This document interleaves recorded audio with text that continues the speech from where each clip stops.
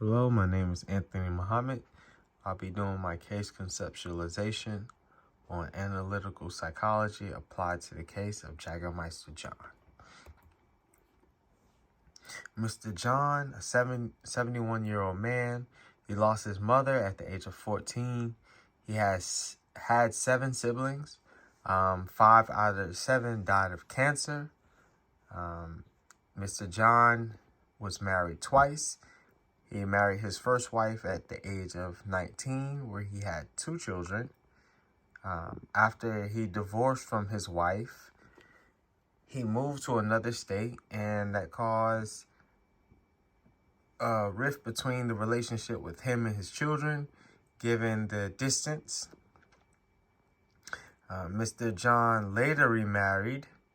However, his work-life balance, at the time with his second wife, he worked a lot. He worked 2 jobs, and that caused like a work-life balance between him and his wife.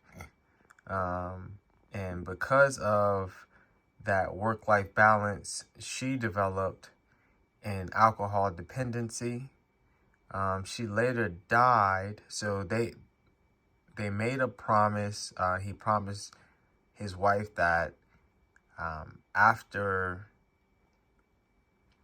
that he would at some point, not be working as much, and they would have time to spend together, which they didn't often do. But before they had that opportunity, Mr. John's wife died. So I applied Carl Jung's theory to Mr. John's case. One aspect was the shadow archetype, which deals with primitive animal instincts. It seems as if Mr. John became detached from, because of his experience, became detached from his children, his wife. And in fact, it's something that dogs do over a period of time with their children. I also utilized Carl Jung's theory of introverted versus extroverted, where it seems that Mr. John is more introverted.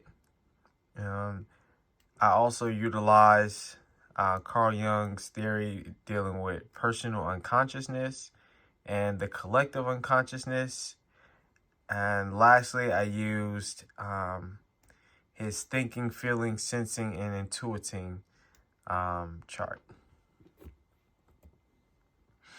With the shadow archetype, as I mentioned, Mr. John seemed to have a struggle with facing that inner side of himself, that darker side, the side that he doesn't want other people to see.